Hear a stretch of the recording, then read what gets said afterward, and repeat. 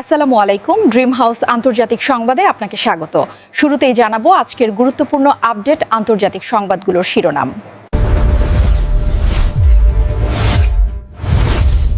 প্রথমেই জানাচ্ছি, পাকিস্তান জিন্দাবাদ স্লোগানকে কেন্দ্র করে ভারতের উত্তরপ্রদেশে 5 হিন্দু যুবককে গ্রেফতার করেছে স্থানীয় প্রশাসন। এরপর জানাবো, ট্রাম্প ও পুতিনের বৈঠক অনিশ্চিত, দুই দেশের কূটনৈতিক মহলে উত্তেজনা বাড়ছে। এদিকে যুক্তরাষ্ট্রীয় পৃষ্ঠপোষকতায় পাকিস্তান আফগানিস্তানের সরকার পরিবর্তনের ষড়যন্ত্র করছে এমন অভিযোগ সম্পূর্ণ ভিত্তিহীন ও মনগড়া বলেছেন পাকিস্তানের প্রতিরক্ষামন্ত্রী খাজা আসিফ। আরও জানাবো, ট্রাম্পকে উদ্দেশ্য করে স্বপ্ন দেখতে থাকুন এমন বার্তা দিয়েছেন ইরানের সর্বোচ্চ নেতা আয়াতুল্লাহ আলী খামেনি। এদিকে পোল্যান্ড রাশিয়ার প্রেসিডেন্ট ভ্লাদিমির পুতিনকে গ্রেফতারের হুমকি দিয়েছে, আন্তর্জাতিক কূটনীতি তীব্রভাবে উত্তপ্ত হচ্ছে। ভয়াবহ পরাজয় মুখে শেষ পর্যন্ত যুদ্ধবিরতির ভিক্ষা চেয়েছে ইসরায়েল। ইরানের সশস্ত্র বাহিনীর প্রধান মেজর জেনারেল আব্দুর রহিম মুসা এই মন্তব্য করেছেন। হামাস নির্মূলে গাজায় সেনা পাঠাতে প্রস্তুত মধ্যপ্রাচ্যের কয়েকটি দেশ, এমন দাবি করেছেন মার্কিন প্রেসিডেন্ট ডোনাল্ড ট্রাম্প। এরপর জানাচ্ছি, আবারও ব্যালিস্টিক ক্ষেপণাস্ত্র পরীক্ষা চালিয়েছে উত্তর কোরিয়া, জানিয়ে উদ্বেগ প্রকাশ করেছে প্রতিবেশী দেশগুলো। এদিকে রাশিয়ার ব্রায়ানশক শহরে এক রাসায়নিক কারখানায় ইউক্রেনের ক্ষেপণাস্ত্র হামলার খবর পাওয়া গেছে, ব্যবহার করা হয়েছে স্টর্ম শ্যাডো মিসাইল।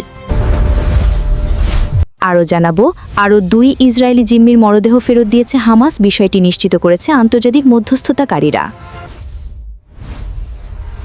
এবং সবশেষে জানাচ্ছি, কৌশলগত সহযোগিতায় একজোট হয়েছে মধ্যপ্রাচ্যের 2 প্রভাবশালী মুসলিম দেশ, যা আঞ্চলিক রাজনীতিতে নতুন ভারসাম্য তৈরি করতে পারে। এই ছিল আজকের আলোচিত শিরোনামগুলো। এখন বিস্তারিত সংবাদে আসছি, তবে তার আগে অনুরোধ রইল প্রতিদিনের আপডেট সংবাদগুলো সবার আগে পেতে ভিডিওতে একটি লাইক দিয়ে চ্যানেলটি সাবস্ক্রাইব করে কমেন্টে জানিয়ে দিন আপনি কোন জায়গা বা কোন দেশ থেকে আমাদের এই সংবাদটি দেখছেন। পাকিস্তান জিন্দাবাদ স্লোগান, উত্তরপ্রদেশে 5 হিন্দু যুবক গ্রেফতার। উত্তরপ্রদেশের বেহরাইচ জেলায় 5 যুবককে পাকিস্তান জিন্দাবাদ স্লোগান দেওয়ার অভিযোগে গ্রেফতার করেছে পুলিশ। ঘটনাটি প্রকাশ্যে আসে যখন সেই ঘটনার একটি ভিডিও সামাজিক যোগাযোগ মাধ্যমে ভাইরাল হয়। ভিডিওটি ছড়িয়ে পড়ার পর স্থানীয়দের মধ্যে তীব্র ক্ষোভ ছড়িয়ে পড়ে এবং প্রশাসন দ্রুত অভিযান চালিয়ে 5 জনকে আটক করে। এক প্রতিবেদনে এই খবর দিয়েছে হিন্দি আজতক। গ্রেফতারদের নাম অবিনাশ, অজিত কুমার, বিজয় প্রতাপ, অঙ্কুল ও সৎপাল। তারা সবাই আম্বেদকরনগর গ্রামের বাসিন্দা, যা রামগাঁও থানার অন্তর্গত খাসা মোহাম্মদপুর এলাকায় অবস্থিত। জেলার পুলিশ সুপারভাইজার রামনারায়ণ সিংহ জানান, ভিডিওতে স্পষ্ট দেখা যাচ্ছে কয়েকজন যুবক পাকিস্তান জিন্দাবাদ স্লোগান দিচ্ছে। ভিডিওটি সামাজিক মাধ্যমে ব্যাপকভাবে ছড়িয়ে পড়েছে। এই ঘটনার ভিত্তিতে রামগাঁও থানায় ভারতীয় দণ্ডবিধির সংশ্লিষ্ট ধারায় মামলা দায়ের করা হয়েছে। 3 জন পলাতক, 8 জনের বিরুদ্ধে মামলা। পুলিশ জানিয়েছে মোট 8 জনের বিরুদ্ধে মামলা করা হয়েছে। এর মধ্যে 5 জনকে গ্রেফতার করা হলেও 3 জন এখনও পলাতক। অভিযুক্তদের খুঁজে বের করতে অভিযান চলছে। পুলিশ জানিয়েছে, সামাজিক সম্প্রীতি নষ্টের কোনো প্রচেষ্টা বরদাস্ত করা হবে না এবং দোষীদের বিরুদ্ধে কঠোর ব্যবস্থা নেওয়া হবে। ভীম আর্মির সঙ্গে সম্পৃক্ততার অভিযোগ। স্থানীয় সূত্রের দাবি, স্লোগান দেওয়া যুবকেরা ভীম আর্মির সঙ্গে যুক্ত, তবে পুলিশ এখনও এই অভিযোগের কোনো আনুষ্ঠানিক নিশ্চয়তা দেয়নি। এদিকে ঘটনাটি রাজনৈতিক রূপ নিতে পারে বলে আশঙ্কা করা হচ্ছে, কারণ স্থানীয় সামাজিক সংগঠন ও রাজনৈতিক নেতারা ইতোমধ্যে তীব্র প্রতিক্রিয়া জানিয়েছেন। পুলিশের তদন্ত অব্যাহত আছে এবং সাইবার সেল ভিডিওটি বিশ্লেষণ করছে, কে এটি ধারণ করেছে এবং কিভাবে সামাজিক মাধ্যমে ছড়িয়ে দেওয়া হয়েছে তা নির্ধারণের জন্য। ট্রাম্প পুতিন বৈঠক অনিশ্চিত। ইউক্রেনের যুদ্ধবিরতি বিষয়ে আলোচনার জন্য মার্কিন প্রেসিডেন্ট ডোনাল্ড ট্রাম্প ও রাশিয়ার প্রেসিডেন্ট ভ্লাদিমির পুতিনের পেশের সম্ভাব্য বৈঠক নিয়ে সংশয় দেখা দিয়েছে। মস্কো মঙ্গলবার জানিয়েছে, বৈঠকের জন্য নির্দিষ্ট সময়সীমা নেই এবং প্রস্তুতি নিতে কিছু সময় লাগতে পারে। ক্রেমলিনের মুখপাত্র দিমিত্রি পেসকভ জানান, প্রারম্ভিকভাবে কোনো নির্দিষ্ট সময়সীমা ঠিক করা হয়নি এবং বৈঠকের জন্য গুরুত্বপূর্ণ প্রস্তুতি প্রয়োজন। মার্কিন গণমাধ্যমের প্রতিবেদনে বলা হয়েছে, মস্কো ওয়াশিংটনের মধ্যে যুদ্ধবিরতির শর্ত নিয়ে ভিন্ন মত রয়েছে। রাশিয়ার উপপররাষ্ট্রমন্ত্রী সের্গেই রিয়াবকভ মন্তব্য করেছেন, বৈঠকের পূর্ব প্রস্তুতির আলোচনা করার মতো সময় এখনও হয়নি। রাশিয়ার পররাষ্ট্রমন্ত্রী সের্গেই ল্যাভরভ সোমবার মার্কো রুবিওর সঙ্গে ফোনে আলাপ করেন এই আলোচনায় কিছু ভিন্ন মত প্রকাশ পেতে পারে বলে জানা গেছে। তবে ল্যাভরভ বলেছেন মস্কোর অবস্থান আলাস্কার শীর্ষ বৈঠকের পর থেকে অপরিবর্তিত এবং এই বিষয়ে তিনি সরাসরি রুবিওকে জানিয়েছেন। আগামী ট্রাম্প পুতিন বৈঠকের সময় ও স্থান নিয়ে কোনো চূড়ান্ত সিদ্ধান্ত হয়নি, তবে আলাস্কার বৈঠকে অর্জিত সমঝোতা বাস্তবায়ন গুরুত্বপূর্ণ বলে রাশিয়ার অবস্থান। আলাস্কার বৈঠকে পুতিন জানিয়েছিলেন যুদ্ধে স্থায়ী সমাধান নিশ্চিত করতে প্রধান কারণগুলো নিরসন জরুরি। সূত্র আল জাজিরা। আফগানিস্তানে সরকার পরিবর্তন করতে চায় পাকিস্তান। পাকিস্তানের প্রতিরক্ষামন্ত্রী খাজা আসিফ জোর দিয়ে বলেছেন যুক্তরাষ্ট্রের পৃষ্ঠপোষকতায় ইসলামাবাদ আফগানিস্তানের সরকার পরিবর্তনের ষড়যন্ত্র করছে, এমন অভিযোগ সম্পূর্ণ ভিত্তিহীন ও মনগড়া। এক প্রতিবেদনে এ খবর দিয়েছে শামা টিভি।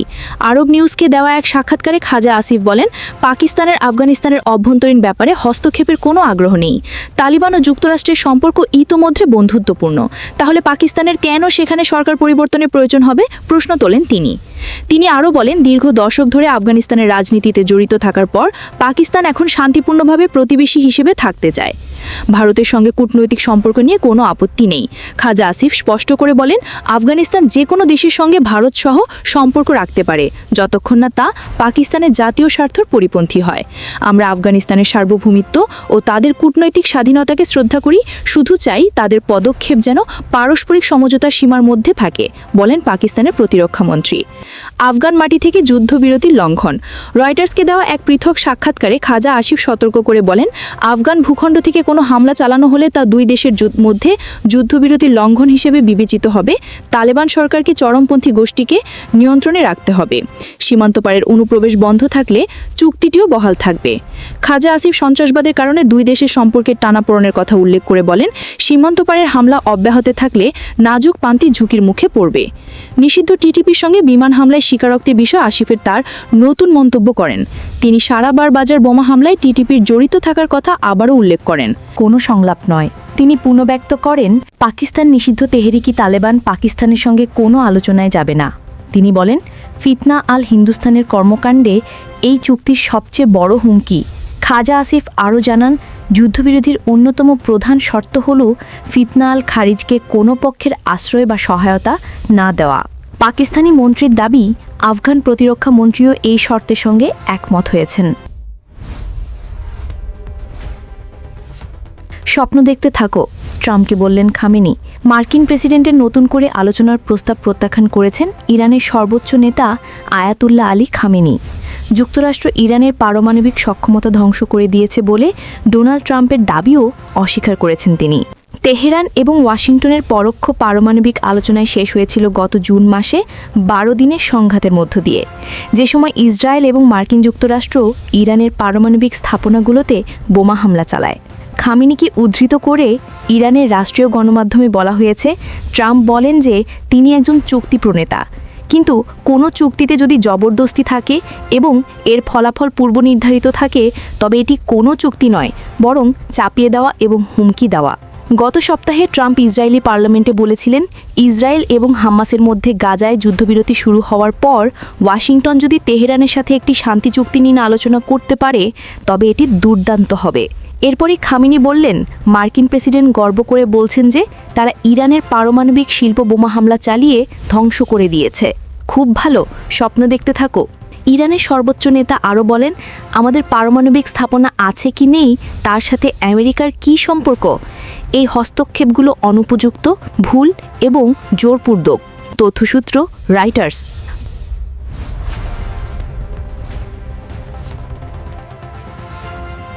পোল্যান্ডকে গ্রেফতারের হুমকি দিল পোল্যান্ড। রাশিয়ার প্রেসিডেন্ট ভ্লাদিমির পুতিন যদি হাঙ্গেরিতে অনুষ্ঠিত হতে যাওয়া সম্মেলনে যোগ দিতে যুক্তরাষ্ট্র প্রেসিডেন্ট ডোনাল্ড ট্রাম্পের সঙ্গে দেখা করতে পোল্যান্ডের আকাশসীমা ব্যবহার করেন তবে তাকে গ্রেফতার করা হতে পারে। এ সতর্কবার্তা দিয়েছে পোল্যান্ড। মঙ্গলবার 21 অক্টোবর রয়টার্সে জানায় পোল্যান্ড স্পষ্ট জানিয়েছে আন্তর্জাতিক গ্রেফতারি পরোয়ানার কারণে দেশটি বাধ্য হতে পারে এমন পদক্ষেপ নিতে। অন্যদিকে বুলগেরিয়া জানিয়েছে সম্মেলনটি যদি হাঙ্গেরিতে হয় তবে পুতিনকে তাদের আকাশসীমা ব্যবহারের অনুমতি দেওয়া যেতে পারে। দেশটির পররাষ্ট্রমন্ত্রী জর্জিয়ভ কথা জানিয়েছেন। পোল্যান্ডের পররাষ্ট্রমন্ত্রী সিকোর্স্কি স্থানীয় রেডিও রোজনাকে বলেন আমি নিশ্চয়তা দিতে পারছি না যে একটি স্বাধীন পুলিশ আদালত সরকারকে এমন বিমান নামিয়ে সন্দেহজনকে হেগের আদালতের হাতে তুলে দিতে নির্দেশ দেবে না। তিনি আরও বলেন, তাই এই সম্মেলন অনুষ্ঠিত হয় বিশেষত আক্রমণের শিকার দেশের অংশগ্রহণের পর, তবে সংশ্লিষ্ট বিমানের জন্য বিকল্প রুট ব্যবহার করাই শ্রেয়। আন্তর্জাতিক অপরাধ আদালত নির্দেশ দিয়েছে, পুতিন তাদের ভূখণ্ডে প্রবেশ করলে তাকে গ্রেফতার করতে হবে। এর আগে গত সপ্তাহে সিকোরস্কি রাশিয়াকে কৌশলগতভাবে নির্বোধ এবং বিপরীতমুখী পদক্ষেপ নেওয়ার অভিযোগ করেন। তিনি বলেন, পোল্যান্ডের আকাশে রুশ ড্রোনের প্রবেশ সাম্প্রতিক ঘটনায় ইচ্ছাকৃত বলেই মনে হচ্ছে। সূত্র রয়টার্স। ভয়াবহ পরাজয়ের মুখে শেষ পর্যন্ত যুদ্ধবিরতির ভিক্ষা চেয়েছে তারা। ইরানের এক শীর্ষ সামরিক কমান্ডার সতর্ক করে বলেছেন, শত্রুর যে কোনো ভুলের জবাব এবার হবে পূর্বের সব প্রতিক্রিয়ার চেয়ে একেবারে ভিন্ন ও কঠোর। তিনি সশস্ত্র বাহিনীকে সর্বোচ্চ প্রস্তুতি ধরে রাখার পাশাপাশি প্রতিদিন তা আরও জোরদার করার আহ্বান জানান। ইরানের সশস্ত্র বাহিনী প্রধান major general Abdur Rahim Musavi বলেন, ইরানে হামলা চালিয়ে ইসরায়েলি শাসক গোষ্ঠী যুক্তরাষ্ট্রের সহায়তায় নিজেদের অভ্যন্তরীণ বিশৃঙ্খলা, জন অসন্তোষ ও লজ্জাজনক অবস্থান থেকে মুক্তি পেতে চেয়েছিল, কিন্তু তারা ভয়াবহ পরাজয়ের মুখে পড়ে শেষ পর্যন্ত যুদ্ধবিরতির ভিক্ষা চেয়েছে। গত 13 জুন ইসরায়েল ইরানের বিরুদ্ধে অঘোষিত ও উস্কানিমূলক হামলা চালায়, যা টানা 12 দিন স্থায়ী হয়। এতে অন্তত 1064 জন নিহত হন, যাদের মধ্যে ছিলেন সামরিক কর্মকর্তা, পারমাণবিক বৈজ্ঞানিক ও সাধারণ নাগরিক। যুক্তরাষ্ট্র এই যুদ্ধে সরাসরি অংশ নেয় এবং 3টি ইরানি পারমাণবিক স্থাপনায় বোমা হামলা চালায়, যা আন্তর্জাতিক আইনের গুরুতর লঙ্ঘন বলে উল্লেখ করেছে তেহরান। এর জবাবে ইরানি বাহিনী অধিকৃত ফিলিস্তিনি ভূখণ্ডের বিভিন্ন কৌশলগত স্থাপনা এবং কাতারের আল উদাইদ ঘাঁটি, যা পশ্চিম এশিয়া যুক্তরাষ্ট্রের সবচেয়ে বড় সামরিক ঘাঁটি, লক্ষ্য করে পাল্টা হামলা চালায়। ইসলামিক রেভলিউশনারি গার্ডস কর্পসের শীর্ষ কর্মকর্তা ব্রিগেডিয়ার জেনারেল মোহাম্মদ রেজা নাকদিদ বলেন, আমাদের ক্ষেপণাস্ত্র ক্ষমতা একটুও ক্ষতিগ্রস্ত হয়নি। আমাদের মিসাইলগুলো অক্ষত এবং সম্পূর্ণ প্রস্তুত। তিনি আরও জানান, ইসরায়েলে যে দাবি করছে ইরানের ক্ষেপণাস্ত্র ঘাঁটি ধ্বংস হয়েছে, তা সম্পূর্ণ ভিত্তিহীন। আমরা তাদের আগ্রাসনের জবাব যথাযথভাবে দিয়েছি, বলেন নাগরিদি। অন্যদিকে মেজর জেনারেল মুহসিন রেজা জানান, ইসরায়েলি হামলার পর ইরান অন্তত 2 মাসের যুদ্ধের প্রস্তুতি নিয়ে রেখেছিল। আমাদের কৌশল ছিল ধীরে ধীরে আরও কার্যকর ও ধ্বংসাত্মক পাল্টা আঘাত হানা। যুক্তরাষ্ট্রের প্রতিরক্ষা সূত্র জানিয়েছে, ওই যুদ্ধে মাত্র 12 দিনেই আমেরিকা তাদের উচ্চ ক্ষমতার প্রায় 1/4 থার্ড মিসাইল ইন্টারসেপ্টর ব্যবহার করে ফেলে। ইরানের ব্যালিস্টিক মিসাইল প্রতিহত করতে যুক্তরাষ্ট্র 100 থেকে 150টির মতো থার্ড ক্ষেপণাস্ত্র নিক্ষেপ করে, যা তাদের বিশাল স্টকের একটি উল্লেখযোগ্য অংশ। বিশেষজ্ঞদের মতে, এই ঘটনায় মার্কিন ক্ষেপণাস্ত্র প্রতিরক্ষা ব্যবস্থার ঘাটতি স্পষ্ট হয়ে উঠেছে, এমন সময়ে যখন ইসরায়েলকে রক্ষা নিয়ে মার্কিন জনগণের সমর্থন সর্বনিম্ন পর্যায়ে নেমে গেছে। এদিকে মার্কিন সমর্থিত ইসরায়েলি আগ্রাসনের জবাবে AIRGC 22 দিনে 22 দফা নির্ভুল ক্ষেপণাস্ত্র ও ড্রোন হামলা চালায়।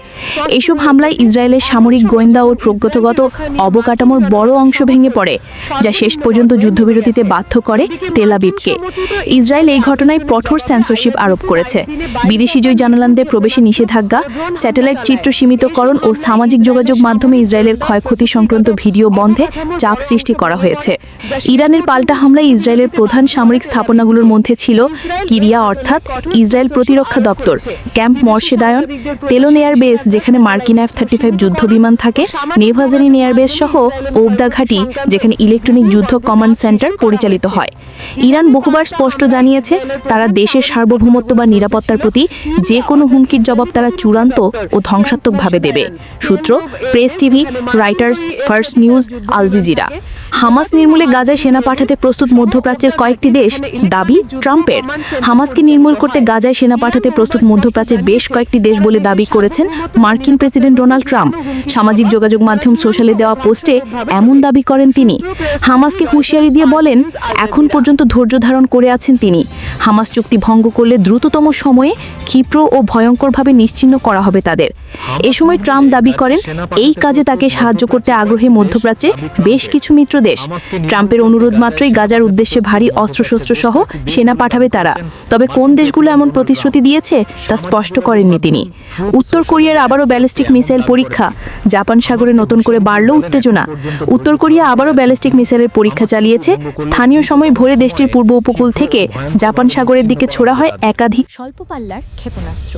ঘটনাটি ঘটেছে এমন সময় যখন পুরো এশিয়া প্রস্তুতি নিচ্ছে দক্ষিণ কোরিয়ায় আসন্ন এপেক সম্মেলনের জন্য। দক্ষিণ কোরিয়ার সেনাবাহিনী এক বিবৃতিতে জানায়, ভোরে তারা একাধিক বস্তু শনাক্ত করেছে যা শত পাল্লার ব্যালিস্টিক মিসাইল বলে ধারণা করা হচ্ছে। এগুলো জাপান সাগর অভিমুখে ছোড়া হয় এবং প্রায় ৩৫০ কিলোমিটার দূরত্ব অতিক্রম করে। সেনাবাহিনী জানায় তারা মিসাইলগুলোর সুনির্দিষ্ট ধরন ও উৎক্ষেপণ কেন্দ্র শনাক্তের কাজ চালিয়ে যাচ্ছে। রাষ্ট্রীয় সংবাদ সংস্থা ইয়োনহাবের প্রতিবেদনে বলা হয়েছে, এই নিক্ষেপ উত্তর কোরিয়ার চলমান সামরিক উত্তেজনার ধারাবাহিকতা। গত কয়েক মাসে দেশটি নিয়মিতভাবে মিসাইল পরীক্ষা চালিয়ে যাচ্ছে, যা আন্তর্জাতিক নিষেধাজ্ঞা এবং জাতিসংঘের নীতিমালা সরাসরি অমান্য করছে। বিশ্লেষকদের মতে এই পরীক্ষার মাধ্যমে পিয়ংইয়ং যুক্তরাষ্ট্র ও দক্ষিণ কোরিয়ার উপর নতুন করে কূটনৈতিক চাপ সৃষ্টি করতে চাইছে। দক্ষিণ কোরিয়ার প্রতিরক্ষা মন্ত্রণালয় বলছে, উত্তর কোরিয়ার এই পদক্ষেপ সরাসরি অঞ্চল জুড়ে স্থিতিশীলতা ও নিরাপত্তার জন্য হুমকি। ইতিমধ্যে দেশটির জাতীয় নিরাপত্তা কাউন্সিল জরুরি বৈঠক করেছে এবং যুক্তরাষ্ট্রসহ আন্তর্জাতিক মিত্রদের সঙ্গে ঘনিষ্ঠভাবে পরিস্থিতি পর্যবেক্ষণ করছে। উল্লেখ্য, মাত্র এক সপ্তাহ পরই দক্ষিণ কোরিয়ার শুরু হতে যাচ্ছে এপেক সম্মেলন, যেখানে অংশ নেবেন ডোনাল্ড ট্রাম্প, শি জিনপিং সহ বিশ্বের গুরুত্বপূর্ণ রাষ্ট্রনেতারা। এই গুরুত্বপূর্ণ আয়োজনের ঠিক আগে পিয়ংইয়ংয়ের এমন মিসাইল পরীক্ষা বিশ্লেষকদের মতে রাজনৈতিক বার্তা বহনকারী পদক্ষেপ। এর আগে চলতি বছরের মে মাসে উত্তর কোরিয়া ব্যালিস্টিক ও ক্রুজ মিসাইলের পরীক্ষা চালায়, আর অক্টোবরের শুরুতে রাজধানী পিয়ংইয়ংয়ে অনুষ্ঠিত এক বিশাল সামরিক কুচকাওয়াজে দেশটি উন্মোচন করে নতুন দূরপাল্লার হুয়া সংকিরি আন্তঃমহাদেশী ব্যালিস্টিক ক্ষেপণাস্ত্র, যা যুক্তরাষ্ট্রের মূল ভূখণ্ডে হামলার সক্ষমতা রাখে বলে দাবি করা হয়। রাশিয়ার গুরুত্বপূর্ণ রাসায়নিক কারখানায় ইউক্রেনের ভয়াবহ হামলা। স্টর্ম শ্যাডো ক্ষেপণাস্ত্রে কেঁপে উঠল ব্রায়োনস্ক শহর। ইউক্রেন এবার সরাসরি আঘাত এনেছে রাশিয়ার অভ্যন্তরে। ব্রিটেন নির্মিত দূরপাল্লার স্টর্ম শো ক্রুজ ক্ষেপণাস্ত্র ব্যবহার করে দেশটির একটি গুরুত্বপূর্ণ রাসায়নিক কারখানায় হামলা চালিয়েছে কিয়েভ। ইউক্রেনীয় সেনাবাহিনী একে অত্যন্ত সফল সামরিক অভিযান বলে ঘোষণা দিয়েছে, যদিও রাশিয়া এখনও আনুষ্ঠানিক প্রতিক্রিয়া জানায়নি। ইউক্রেনীয় সেনা সদর দপ্তর জানিয়েছে, এই হামলাটি রুশ বিমান প্রতিরক্ষা ব্যবস্থাকে সম্পূর্ণভাবে ভেদ করে সফলভাবে লক্ষ্যবস্তুতে আঘাত আনে। এটি ছিল একটি বৃহৎ পরিসরে যৌথ ক্ষেপণাস্ত্র ও বিমান অভিযান, যার প্রধান লক্ষ্য ছিল রাশিয়ার ব্রায়ানস্ক কেমিক্যাল প্লান্ট, একটি অত্যন্ত গুরুত্বপূর্ণ সামরিক শিল্পকেন্দ্র। ইউক্রেনের দাবি, এখানেই গান পাউডার, বিস্ফোরক এবং রকেট জ্বালানির কাঁচামাল তৈরি করা হয়, যা রুশ সেনাবাহিনী ইউক্রেনের ভূখণ্ডে হামলার জন্য ব্যবহার করে। এই হামলার খবরটি প্রথমে প্রকাশ করে বিবিসি নিউজ, যাদের প্রতিবেদনে বলা হয়েছে, রাশিয়ার এই কারখানায় বিস্ফোরণের পর এলাকা জুড়ে আগুন ছড়িয়ে পড়ে এবং ব্যাপক ক্ষয়ক্ষতি হয়। স্থানীয় রুশ প্রশাসন ঘটনাস্থলে উদ্ধার অভিযান শুরু করেছে, যদিও ক্ষয়ক্ষতির প্রকৃত পরিমাণ এখনও জানা যায়নি। ইউক্রেনের প্রতিরক্ষা মন্ত্রণালয়ের পক্ষ থেকে বলা হয়েছে, আমরা যুদ্ধের নিয়ম মানছি, তবে যারা আমাদের ধ্বংস করতে চায় তাদের সক্ষমতাকে ধ্বংস করাও আমাদের নৈতিক দায়িত্ব। রাশিয়া অবশ্য বহুবার পশ্চিমা দেশগুলোকে হুঁশিয়ারি দিয়ে বলেছে, ইউক্রেনকে যেন এমন দূরপাল্লার অস্ত্র না দেওয়া হয় যা রাশিয়ার অভ্যন্তরে আঘাত হানতে পারে। তবে ইউক্রেনের যুক্তি, যেই স্থাপনাগুলো মস্কোর যুদ্ধযন্ত্রে জ্বালানি সরবরাহ করে সেগুলোই আমাদের প্রতিরক্ষার বৈধ লক্ষ্য। এই হামলার কয়েক ঘণ্টা পরেই ব্রিটিশ প্রধানমন্ত্রী কিয়ার স্টারমার এক বিবৃতিতে বলেন, রাশিয়ার অর্থনীতি ও সামরিক শিল্পকে চাপে রাখা হবে যতক্ষণ না প্রেসিডেন্ট পুতিন আলোচনায় রাজি হন। একই সাথে Ukraine, Germany, France, Italy, Poland, Finland, Denmark, Norway এবং ইউরোপীয় ইউনিয়নের নেতারা এক যৌথ বিবৃতিতে ঘোষণা দিয়েছেন, যুদ্ধবিরতির আগে, চলাকালীন ও পরেও ইউক্রেনকে সবচেয়ে শক্ত অবস্থানে থাকতে হবে। অন্যদিকে যুক্তরাষ্ট্র ইউক্রেনের মধ্যে সম্পর্ক নতুন করে পৌঁছেছে। সাম্প্রতিক বৈঠকে প্রেসিডেন্ট ডোনাল্ড ট্রাম্প ও ভলাদিমির জেলেনস্কি টমাক ক্রুজ ক্ষেপণাস্ত্র সরবরাহের বিষয়ে আলোচনা করলেও ট্রাম্প তাতে অনীহা প্রকাশ করেন। পাশাপাশি পরিকল্পিত ট্রাম্প নতুন বৈঠকও আপাতত স্থগিত করা হয়েছে, যা ডিপ্লোম্যাটিক মহলে নতুন প্রশ্নতে জন্ম দিয়েছে। একই দিন সকালে রাশিয়া আবারও ইউক্রেনের রাজধানী কিয়েভে বিমান হামলা চালায়। মেয়র ভিতালি ক্লিচকো জানিয়েছেন, শহরে একাধিক বিস্ফোরণ শোনা গেছে এবং বিমান প্রতিরক্ষা ব্যবস্থা সক্রিয় রয়েছে।